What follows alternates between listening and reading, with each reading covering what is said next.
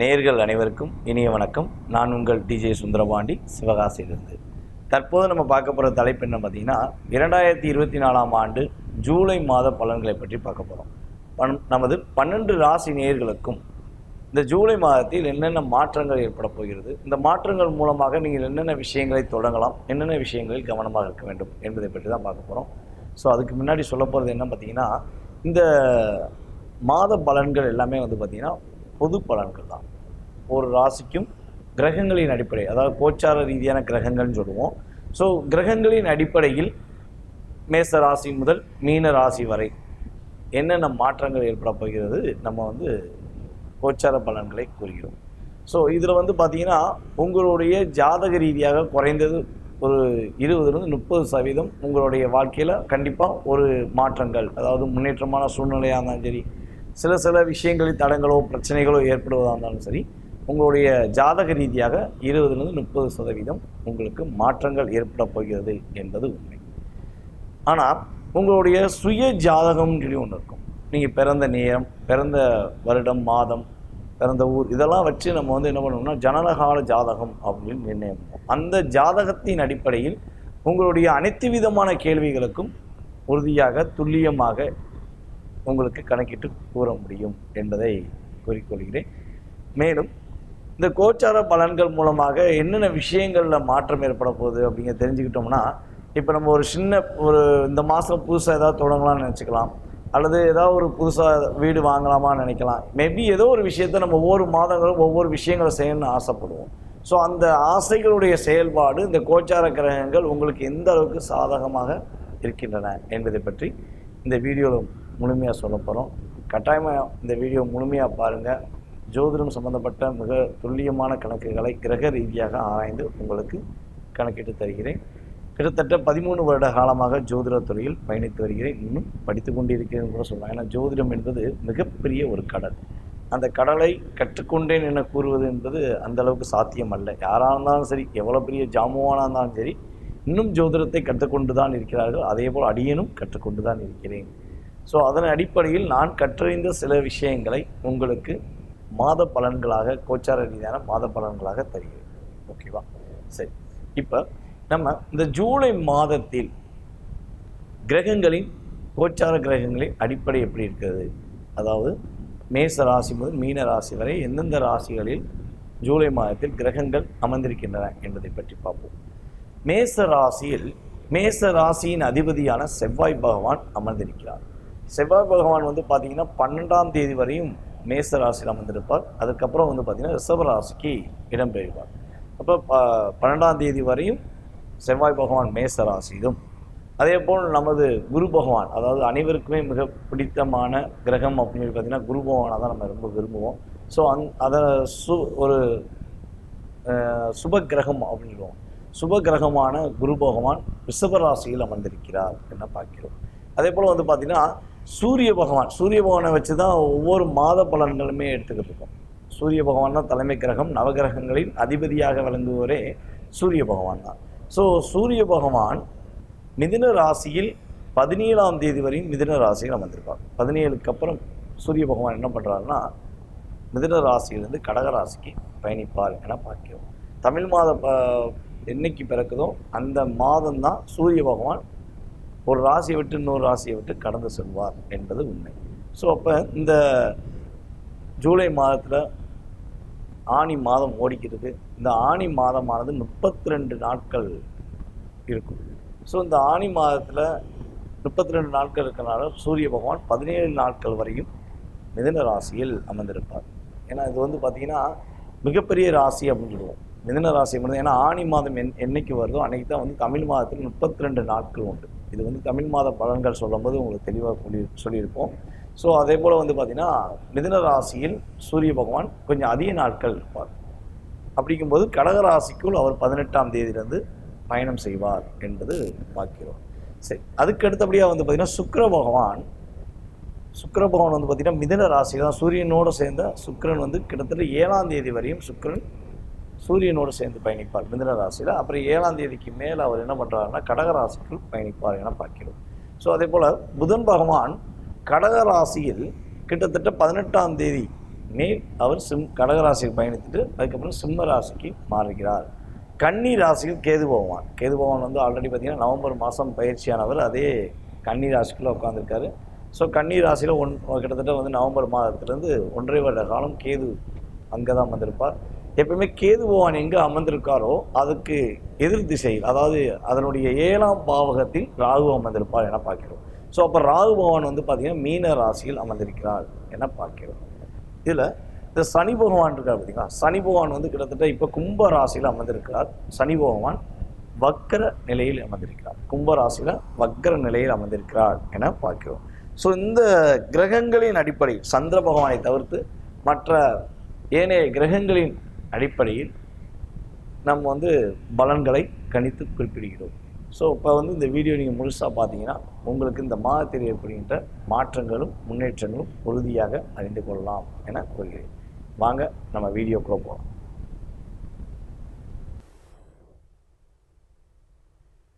கன்னி ராசி நேயர்களுக்கு ஜூலை மாத பலன்கள் என்னென்ன மாற்றங்களை கிரகங்கள் கொடுக்க போகின்றன என்பதை பற்றி பார்க்க போகிறோம். கன்னி ராசி அனைவரையும் இமைகள் மூலமாக கவர்ந்திருக்கும் ராசியில் கன்னி ராசி ஒரு முதன்மையான ராசி என்று பார்க்கிறோம். கன்னி ராசியில் உள்ள நட்சத்திரங்கள் என்று பார்க்கும்போது உத்திர நட்சத்திரம் கன்னி ராசியில் இருக்கிறது. அதுக்கடுத்தபடியாக வந்து பார்த்தீங்கன்னா அஸ்த நட்சத்திரம் கன்னி ராசியில் இருக்கிறது. அதுக்கடுத்தபடியாக சித்திரை நட்சத்திரம் கன்னி ராசியில் இருக்கிறது. கன்னி ராசியில் வலிமை பெற்ற கிரகம் அப்படின்னு பார்த்தீங்கன்னா புதன் பகவான். கன்னி ராசியின் அதிபதியும் புதன் பகவான். கன்னி ராசியில் வலிமை இழக்கும் கிரகங்கள் என்று பார்க்கும்போது சுக்கிர பகவான் வலிமை இழக்கிறார். அதுக்கடுத்தபடியாக வந்து பார்த்திங்கன்னா செவ்வாய் பகவான் கொஞ்சம் வலிமைத்தன்மை இறக்கிறார் என்று பார்க்கிறோம். ஸோ இந்த அளவுக்கு ஒரு அமைப்பு கொண்ட கன்னி ராசிக்காரர்களுக்கு இந்த மாதத்தில் உள்ள மாற்றங்கள் என்ன அப்படின்னு பார்க்கும்போது, மனதில் என்ன விஷயங்கள் எல்லாம் செய்ய வேண்டும் என்ற சிந்தனை இருக்கிறோமோ அதில் உள்ள தடைகளை விலக்கி சரியான பாதையை நோக்கி பயணிப்பதற்கான காலகட்டமாக கன்னி ராசிக்கு ஜூலை மாதம் இருக்க போகிறது. ஏற்கனவே வந்து பார்த்தீங்கன்னா கன்னி ராசியில் என்னைக்கு கேது பகவான் உள்ளே வந்தாரோ அதுலேருந்தே நான் என்ன யோசிக்கேன் என்ன பண்ணனே தெரியலன்னு முடிச்சுக்கிட்டு இருக்கேன்னு சொல்லியிருக்காங்க கன்னி ராசிக்காரங்க.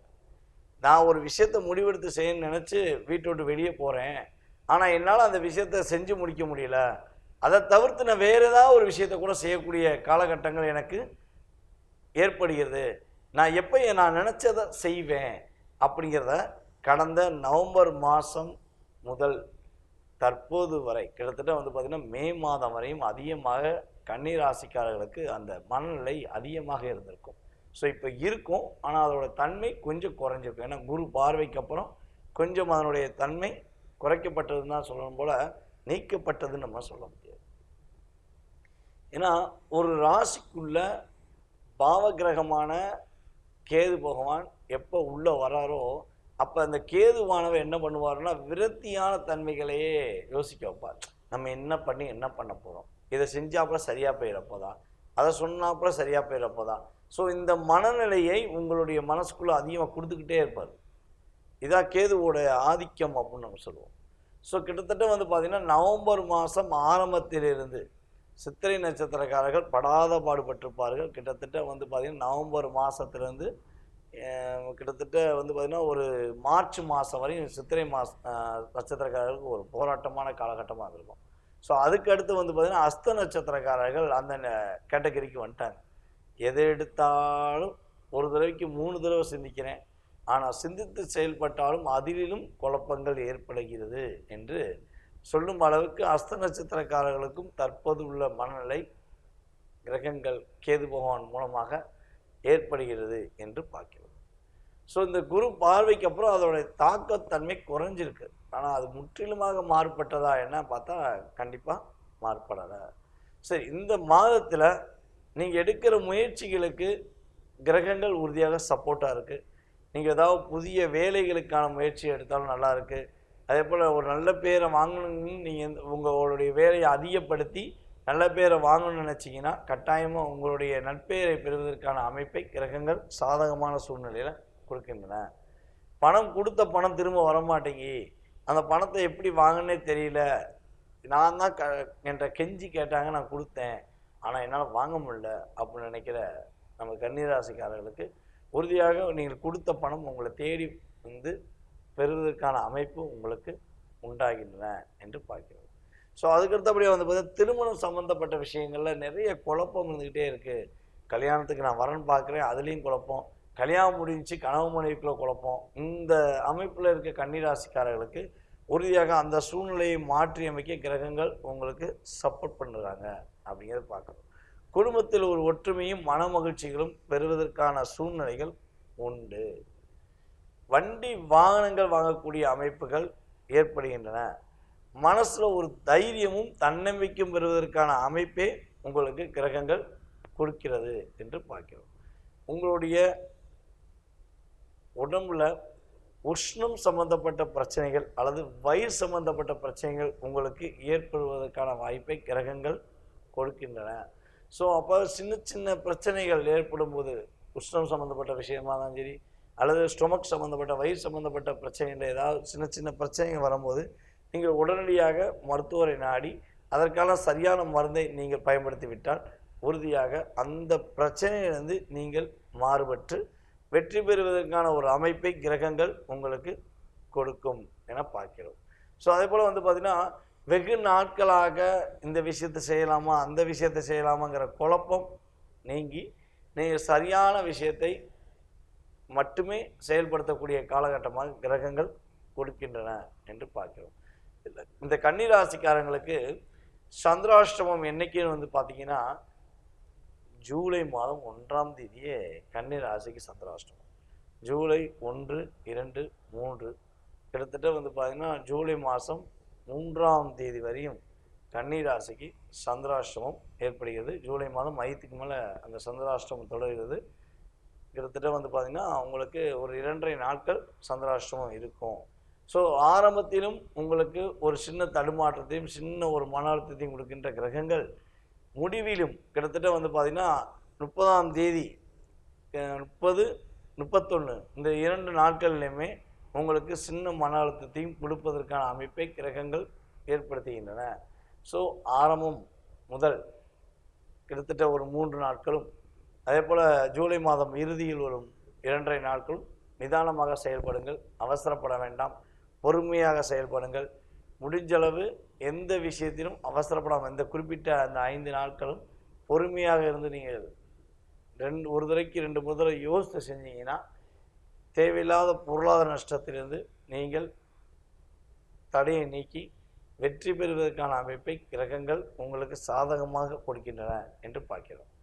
ஸோ இந்த மாதத்தில் நீங்கள் வழிபாடு செய்ய வேண்டிய கோவில் அப்படின்னு பார்த்தீங்கன்னா சனிக்கிழமை தோறும் சனீஸ்வர பகவானை வழிபாடு செய்யுங்கள். சனீஸ்வர பகவானை மனசார வேண்டி சனீஸ்வர பகவானை என்னுடைய வாழ்க்கையில் ஏற்படுகின்ற தடைகளையும் பிரச்சனைகளையும் நீக்கி எனக்கு வெற்றியை கொடுப்பாயாக, சங்கடங்களை தீர்க்கும் சனீஸ்வர பகவானே அப்படின்னு நீங்கள் மனசார சென்று வழிபாடு செய்யுங்கள். உங்களுக்கு கிரகங்கள் உறுதியாக உங்களுக்கு முழு ஆசீர்வாதத்தை கொடுத்து நீங்கள் வெற்றி பெறுவதற்கான வாய்ப்பை உங்களுக்கு அள்ளி கொடுக்கும் என கூறிக்கொள்கிறேன். தற்போது நீங்கள் பார்த்த இந்த பொது பலன்கள் உங்களுக்கு வந்து கண்டிப்பாக பயனுள்ள விஷயமாக இருக்கும் என எதிர்பார்க்குறேன். ஸோ அதே போல் வந்து பார்த்தீங்கன்னா ஜோதிடம் சம்பந்தப்பட்ட ஏதேனும் கேள்விகள் உங்கள் மனசில் ஏகப்பட்ட கேள்விகள் இருக்கலாம். நம்மளுடைய வாழ்க்கையில் என்னென்ன விஷயங்கள் செய்யலாம், என்னென்ன விஷயங்கள் செயல்படுத்தலாம் அப்படிங்கிற ஒரு சிந்தனை இருக்கலாம். நம்ம எப்படா இந்த பிரச்சனையை விட்டு வெளியே வருவோம், கடன் பிரச்சனையிலேருந்து கனவு மனைவி ஒற்றுமையிலேருந்து ஏகப்பட்ட விஷயங்களில் ஒவ்வொருத்தவங்களுக்கும் ஒவ்வொரு பிரச்சனைகள் இருக்கலாம்.